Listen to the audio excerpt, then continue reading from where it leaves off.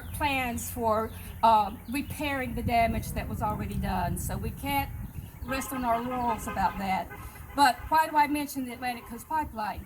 Because there are so many comparisons between the Atlantic Coast Pipeline and the MVP. Before the pipeline was canceled, one organization I work with, Friends of the Earth, released a report about it was a financial disaster and the bank should not be backing it. And there were so many legal claims against the ACP. And it was to the point that when it was canceled, the Secretary of the Department of Energy said he blamed the activist. Y'all needed to clap for yourselves because that was everyone here that helped to stop that pipeline. Now, the comparisons with the MVP are so similar with the legal cases that are against it. It is already racking up calls. It's going to probably be 2 to 3 times. I haven't seen the financial breakdown as far as what it was supposed to be. So it is falling in line with the ACP. And what we must hope for is that the same thing happens to it, that wisdom takes hold and it is canceled. Kill the black snake. Just as the pipeline was. And it means people like everyone here playing a part in that, individually and with all the groups possible that you can do that. Now, one of the things that is also similar to the Atlantic Coast Pipeline is eminent domain. And I bring that up intentionally because with the ACP, there were landowners who fought eminent domain. In North Carolina, there were 2 cases where the federal judge stayed eminent domain because he said, in the wisdom of the court, how could you allow the land to be taken when it's not sure if this project is going to be completed? Okay, North Carolina just reaffirmed their rejection of the 401 certification. There is no way that the MVP should be allowed to have eminent domain. We have to get that into the legal minds. There is precedent. The completion of this scheme, and I call it a scheme because I don't want to call it a project, it's a scheme to have ratepayers pay for their benefit. And so it should not be allowed to move forward when it's unsure whether it's going to be completed. So if you know anyone who was up to have their land taken, tell them to please tell their attorneys to look at those cases. And they can contact me and I'll put them in touch with the lawyers and anybody else that they may need to talk to. Because that is a precedent. It is under fire and may not be completed. They should not take the land. Because part of the completion of the ACP is they said they're not going to give up the easements. So all those landowners don't know what is going to happen in the future for their land. They don't know how it will be used and what harm may be done. And it was taken under different means, different reasons than what will be in the future. And not to be too highly critical of him, but Warren Buffett bought a huge percentage of the Atlantic Coast Pipeline, and we know that people who are in investment is about profits.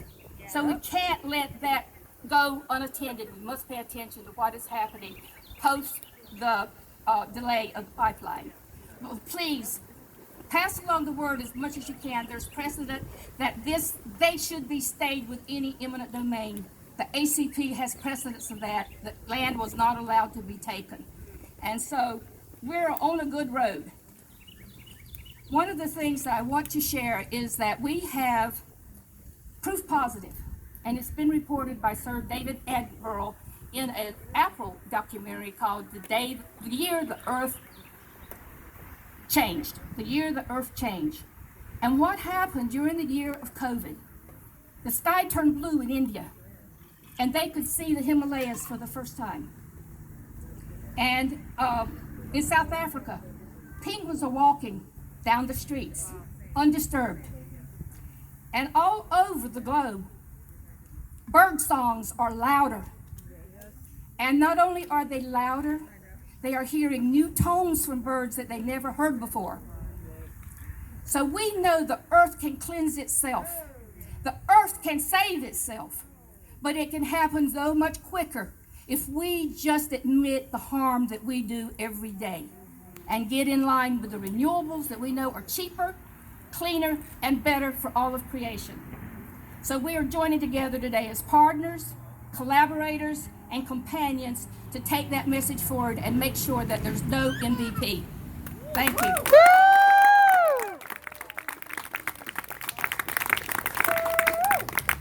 Up next, Fix. He's my cousin.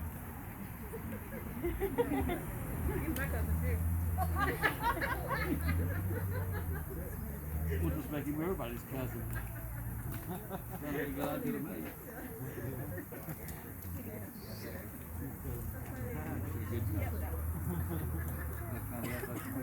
Crystal, you know everybody's your cousin. Everybody.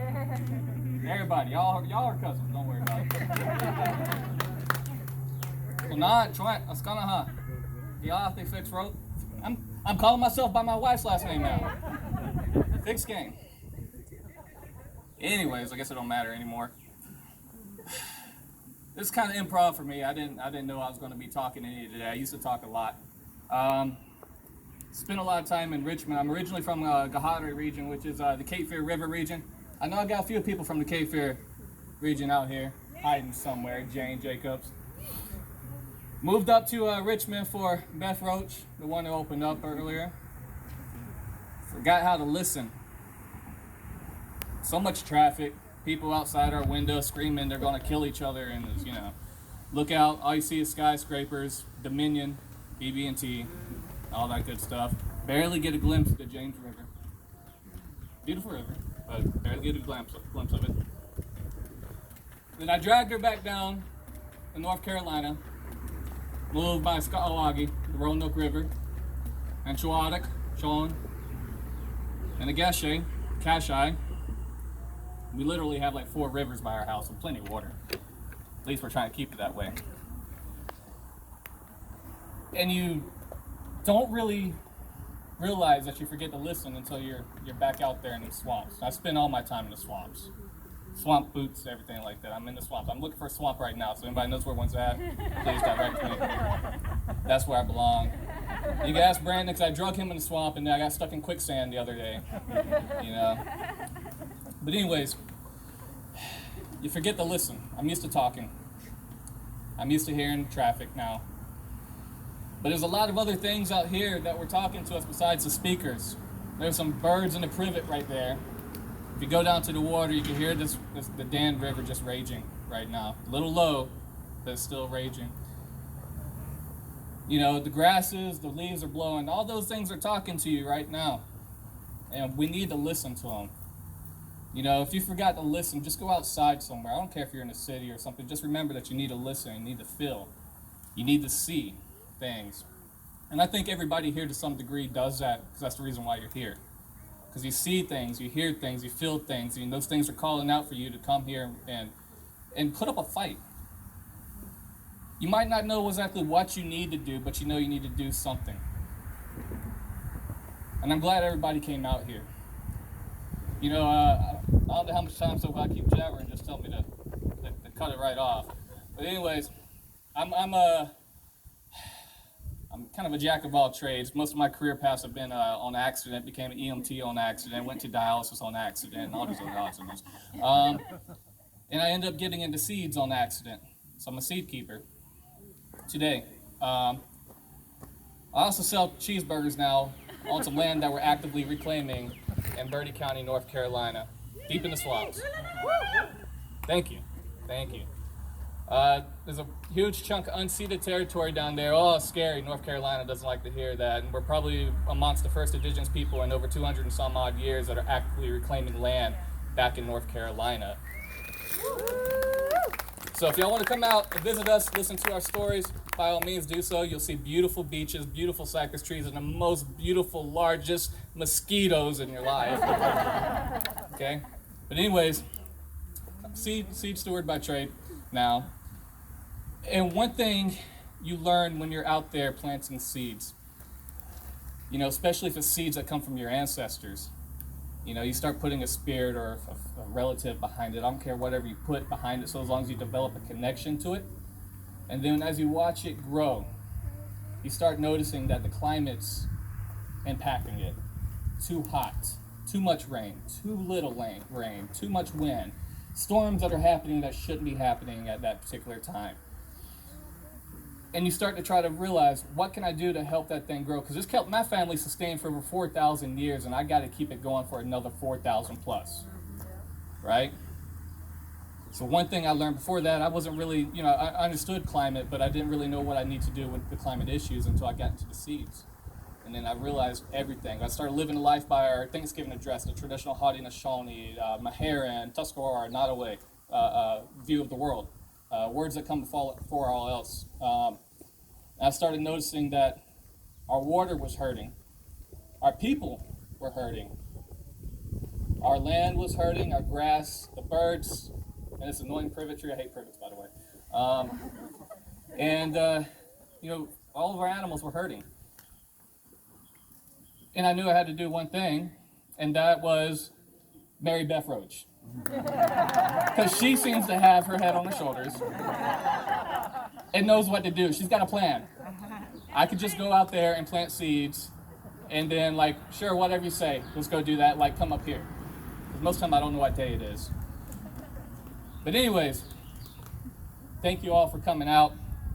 Thank y'all for having me up here.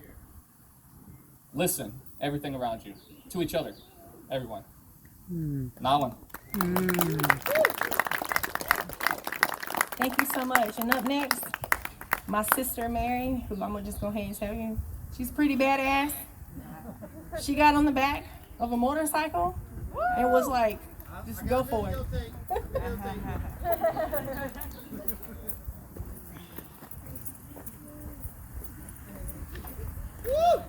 Show the God. Hello, everyone. Medical God. Hello, my name is Mary Crow. I am here with my family, with my sisters. There's Lisa, Loretta, my daughter, and my nieces, Lou, Shaylu, Sarah Beth, and we have our Cheyenne sister, Catherine. She's our elder in our bunch. She is 74. I'm not trying to throw them under the bus, but we are honored to have our elders here. My sister Loretta is 70, and she was leading the walk, and she left everybody on the walk. So I just want to thank our sisters for coming out today and carrying the water with us. I want to thank Crystal and Patrick and everyone else that had a part in organizing this. We're here in support. My sister Lisa and I are the Southeast Regional Reps for the Indigenous Environmental Network.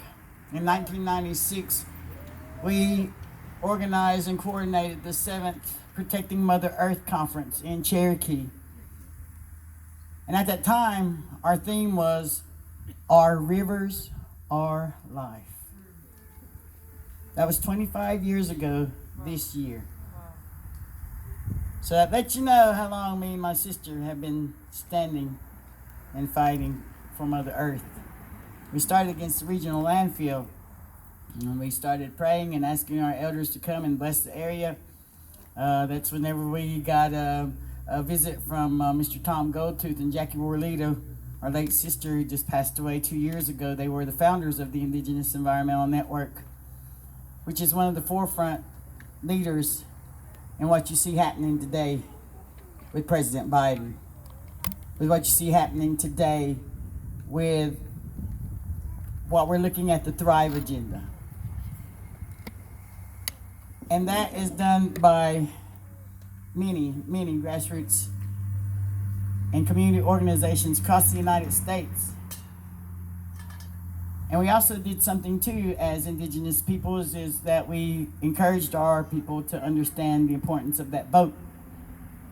And so I'm asking all of you here today, are you registered to vote? Any of you are, great. Any of you are not, go get registered to vote. And if there's anyone in your family that's not registered to vote, take them and get them registered to vote. Folks, we've seen that happen in November. This past year we've seen COVID. Questions of where it came from, how it started. We have a story amongst our people. And in our story, the animals came first. Creator put the animals first, just like in that good book, the Bible. And then the humans came. And in our story, the animals got mad at the humans because they didn't respect and honor Mother Earth. And so they brought disease onto the humans. And Creator took pity upon the people, of the human beings, and he put a plant out here to cure any and all diseases that come upon the human beings. The trick is to know it, and to find it, and to honor it, and to recognize it. You've heard several people talking here today talk to you about who we are as indigenous people. I want to ask you as, who are you as a human being? Do you know your roots? Do you know where your people come from? Do you honor your culture and traditions? And a lot of times what we see is what we call historic trauma, generation trauma. It happened to the indigenous people, it happened to our Jewish people, it happened to our African American people, it happened to all people. If you're from Ireland, it happened to you there. If you're in the Middle East, you had war, it happened to you there. So just like the brother said, Jason, when we put up that fist, we're all together in this. And as we can see today, this is the only way that we can do these things, is to be together, is to have that common ground, to find that common ground, to know that common ground. But more than anything else, like we said, is to have that respect. Respect for one another and the level of talent and skills. Not everyone has the same level of talent and skills, and we've got to respect that. Is anybody a PhD holder here? I'm a PhD holder too, a post-hole digger holder.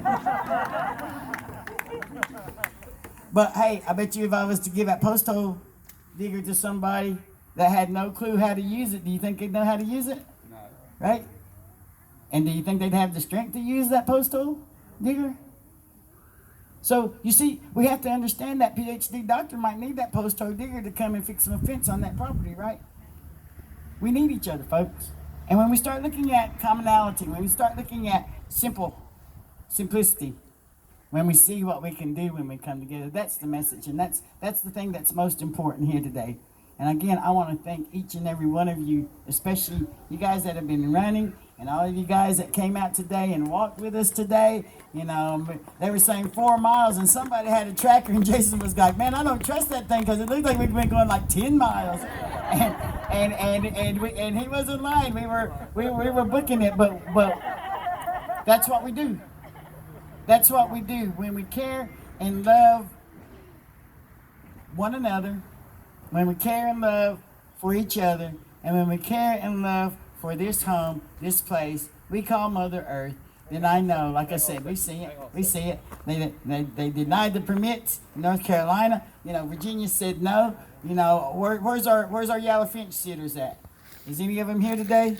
Do we have some here? You're in jail. 900 and how many days? 32. 931, 932, because I think they came in and got the first one out of the tree, right? Yeah. And then the next one the next day. And as soon as those ladies came out, taken out of the trees, what happened? What happened? But for 931, 932 days, a human being, 2 human beings stood up. For who? Trees. And the water. Exactly. For everything that was going on, they sat in that tree. And one of the questions that was asked me was, how did they use the bathroom? And you know what? I said, well, how do you use the bathroom? So, you know, when you do technically, you know, whenever you start questioning people like that, you know? Like, well, did they really stay up there that long? How did they eat? How did they? And it's just like, really? When people get so caught in that box, when people get caught in that, and that's what we as indigenous people were. We were forced to assimilate and to acculturate to think that way. And now we're decolonizing ourselves. And that's what we're seeing a lot of our Anglo-Caucasian brothers and sisters. They're even decolonizing themselves too because they were lied to also. Well, we were forced that lie. And so once we understand that, and like I said, we never Olympicize, we never grandstand, we never say that one's sacrifice and one's atrocities are worse than or better than. You see what I'm saying? We can't be doing that. It's all across the board. We all have been treated wrongfully. We all have been treated in a manner that was disrespectful. But guess what? We found our power. Guess what? We know who we are now. Guess what? We have seen those things as actions that is taken and seen those changes within the last 5 years. And so when you hear these guys talking about how much time we have, the only one that knows time is this guy, Creator, or this girl, or however you have your relationship with Creator God. That's whose time we're on. You know, they might sit there and say, well, we only got 15 years on the earth until it all falls in. Well, you know what? You might not have till tomorrow. Creator might take you tomorrow. So, you know what? So, let's not think about that, guys. You know what I'm saying? Let's just thank Creator for that day. Ask Him to bless us for another beautiful day so that we can get up the next day and do the same stand. Stand up for Mother Earth, fight for Mother Earth, respect one another, love each other. Thank you. Thank you.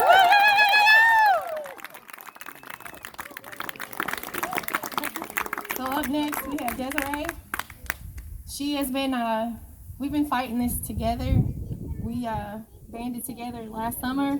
We should have known each other through Beth and Fix, but we just met a year ago, and we've been doing great things together.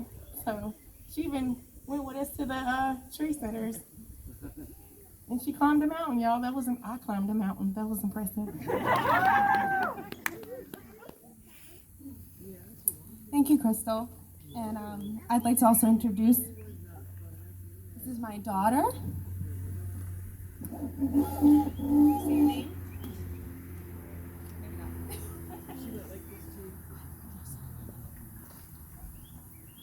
Okay. I'll introduce her. She's my helper today. Is going to be up here. This is Minusa Amani.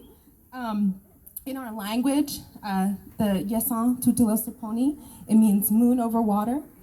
And to start out, there's so many thank yous I'd like to give right now, but I've been here looking at these water flags, and I'm just feeling this overwhelming gratitude. So I want to say thank you, Mara. Yay, These Mara! flags are so beautiful. And there's so many people I can thank. I know that there are others out here, too, that have helped you make them, and I want to thank you for putting them into our language, and Mani Biwa. Crystal, you know me well enough to, if I'm going on for too long, to give me a nudge. But Crystal asked me here to share my story, a little bit about my fight with the MVP mainline. And I recognize I have not been in this fight nearly as long as some of those people here. So I also want to thank those who've been fighting it for 6 years plus. But I'm going to just share my personal story. So my name is Desiree Shelley. I am Monacan. I am a mother. I'm a seed keeper, a farmer, an educator, and I'm a land and water protector. I'm also a climate justice organizer with Mothers Out Front, based in Roanoke County, Virginia. And I'm working to mobilize mamas, caregivers, and others in community teams to take action for livable climate for all children. And excuse me for reading, I do not have this memorized. I will begin with a simple phrase, Gawa Galida. In the Yesan, or Tutelosiponi language, this means I must go home. In 2017, I did just that. I left my home and my job in Baltimore to return to my ancestors' homeland, a land I fell in love with visiting as a child. My hope was to reconnect my family and children, one of them's hiding behind me, with our Monacan community and ancestors. Not long after we moved to the Catawba Valley in Roanoke County, Mountain Valley Pipeline began tearing a path of destruction through our ancestral homelands, including a path through Catawba Valley and the headwaters of the Roanoke River. Less than 9 miles from our house. I watched the MVP contractors clear-cutting mature trees, ripping up forest floor, leaving a slope of bare, dry soil up the mountainsides, polluting our waterways with muddy brown sediment, threatening the endangered species, including the endemic fish, the Roanoke log perch, and other wildlife habitats, and desecrating our ancestral sacred sites, which included remnants of our ancestral towns and burial mounds. It was witnessing this destruction that called me to fight to protect our land, water, and sacred places. For those that may not be aware of the destruction of MVP, because it hasn't come through this region yet, let me provide a quick visual. The MVP mainline, as many know, is 42-inch diameter pipe that requires 125-foot easements for clearing and construction along its path. In some places more for staging and for boring. Well, what it's trying to do is bore under streams. That is approximately the length of 3 to 4 city buses. next to one another. So on that path, MVP unearths everything in this huge swath. So, as I said, I'm Monacan, and like Crystal, we are Eastern Swan people who had traditional territories throughout that region, from West Virginia all the way to Richmond, through the Virginia interior and into central North Carolina. And because we have been here for time immemorial, we have numerous sacred sites throughout these homelands that signify our history, contain our medicines, burials, ancestors, cultural items, and traditions that show our ongoing and continual commitment to the land and its teachings. It is important to understand the complexity of our burial mounds, sacred sites, and water, and how all of these things are connected. For Indigenous people, a sacred place is somewhere that connects us to our past, to the teachings of our ancestors, and reminds us how we should live, and that all things are connected.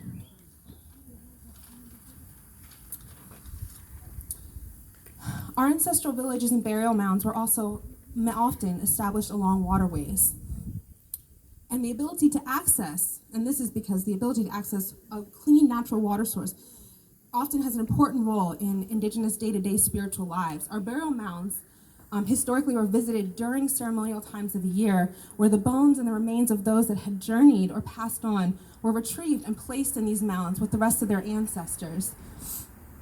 Some of the largest mounds had up to 1,000 individuals or our ancestors within them. So this is not a mound of just one individual. So when one mound is destroyed, you're thinking about thousands of our ancestors' resting places being disturbed. So we often hear both water is life along with defend the sacred, or mani biwa. This is because the waters are also sacred. We come into this world from the water, from our mother's womb. And I think it's obvious here, I have a womb here. So, it nourishes us and sustains life as it does for Mother Earth. Water is often threatened and under attack by these extractive industries like MVP. And as I said, I consider myself a water protector. And that is part of the reason I'm fighting Valley Pipeline. So this fight is not easy. Often it feels like an upward battle, as I'm sure many here can share. But the fight is far from over, and I believe we will win. But the battle takes a lot out of us. So as organizers and climate leaders and protectors, the fight can be exhausting, draining, and challenging on our spirit. As humans, and especially as women, we evolved to be connected to the land and to sustain and nurture life. We must reestablish the spiritual bond for our own wellness. It was through this crossroads that I came to, of trying to find this balance of fighting and nurturing, that I met my fellow Indigenous seed keeper, Crystal, as well as others in this fight, like Beth. And we are working to build a bridge that addresses this intersection between climate, protection of sacred sites, and cultural revitalization through traditional lifeways. The climate crisis threatens all aspects of our lives. I've learned that it is not possible to fight those fueling the climate crisis without simultaneously establishing strong land-connected communities and addressing intersectional issues while fighting back against environmental racism. So in a way, I'm still trying to find my way home again, Gawathalida, by returning to protecting the land and teachings of our ancestors. So here's my call to action. Join us. You've made the first literal steps by joining us here at the Water Walk today, but the fight doesn't end here. So please when you go, tell others about this message. Tell them about what we're fighting for. Sign the petition to Biden, as we all know, and to these wonderful organizers that made the most amazing toolkit I have ever seen for this. I am so impressed by that. Please use the toolkit. It has all of those calls to action about contacting a Virginia DEQ. We want to thank North Carolina DEQ for upholding their denial, and we hope that Virginia will follow after them. And I just thank you everyone for being here. Bilahuk.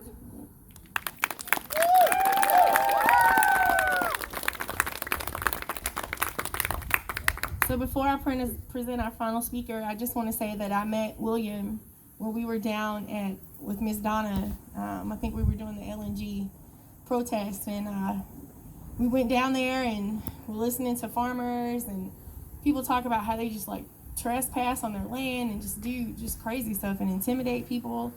And it just kind of makes me sick. I mean, this is just disgusting. Like, where's the humanity of people? So I started working with William here, and I found out that he has Tuscarora roots. And we're working together to try to bridge that Afro-Indigenous here in North Carolina. So with no further ado, William Barber III.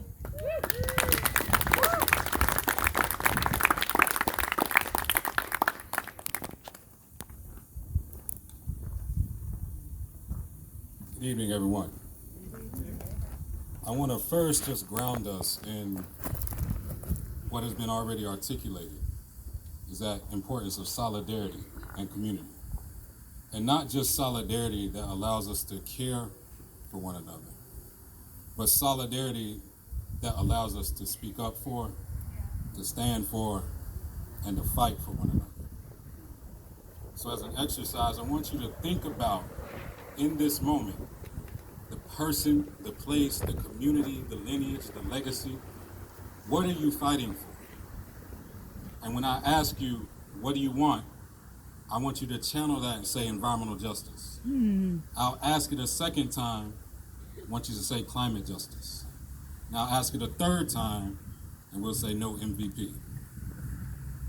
So take a second and just gain that. Sit in that.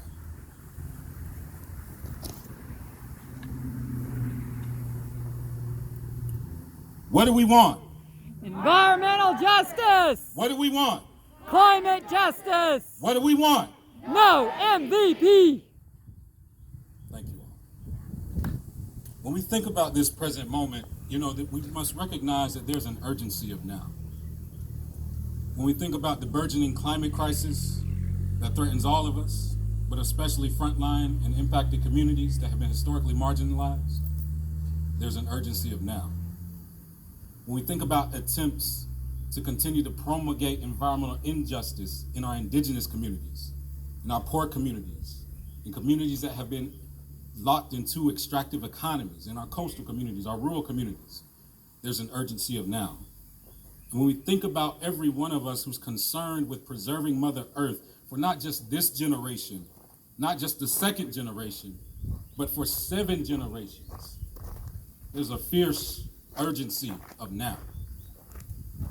And we could do a lot of talk around the statistics of the MVP. We could talk about the science.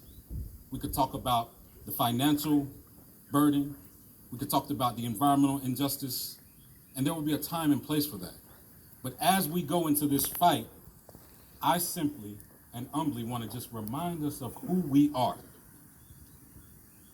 We are the remnant of communities, peoples, leaders that survived the genocide of this continent's indigenous peoples and peoples who survived the vicious reality of chattel slavery and peoples who were often killed when resisting and leading efforts to resist white supremacy in the nation. We're remnants of that.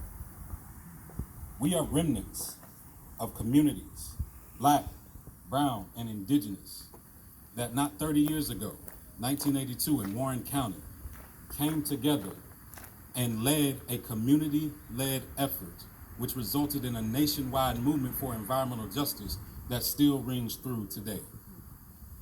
We are remnants of the people and community and leaders who came together and in 2015 held Duke Energy accountable for the largest coal ash spill right here on the Dan River. Were successful in holding Duke Energy accountable and protecting communities. We are remnants of communities and leaders who were successful just last year in stopping the black snake of the Atlantic Coast Pipeline and canceling that. We're remnants of those individuals. And when I think about the fight ahead, I recognize that yes, there is also an urgency, but because we come from that remnant, because that is who we are, because that is what we represent in terms of communities and leaders, there's no fear. There's no fear. Because we've seen this before and we won. Yes. We've seen this before and we won. So when we think about the fight for the future of our water, what do I say? No fear. Mm-hmm. When I think about the fight for the future of our land, what do we say? No fear. No fear. When I think about the fight for the future of Mother Earth, what do we say? No fear. No fear. If we fight. if we fight. Now, I'm not a preacher, but if I was, I would say something like no weapon, no pipeline, no corporation, no environmental injustice shall prosper against us. I'm not a preacher, but if I was, I might say that maybe we are here as that remnant of those communities for such a time like as this. I'm not a preacher, but I might say when I think about the future of our planet, when I worry about my children and grandchildren and where they're going to grow up and my siblings and our families, I might say Jeremiah 29:11, where we say, I know the plans I have for you, plans to prosper and not harm you, plans to give us a hope and the future. And go forward and fight with no fear. And I'm even more encouraged when I look out and see communities coming together. And I see faces who I know. I see faces from North Virginia and Union Hill, the fights where we were. I see faces from Lumberton and Eastern North Carolina. I see Donna and Matt, who have for generations, years before us, laid the foundation for us to be in this moment and be the remnant to be able to stand up and resist these efforts and pass on a movement that protects not only Mother Earth, but protects the generations to come. And I encourage us all to get involved with this fight with no fear. Thank you. Thank you. Woo!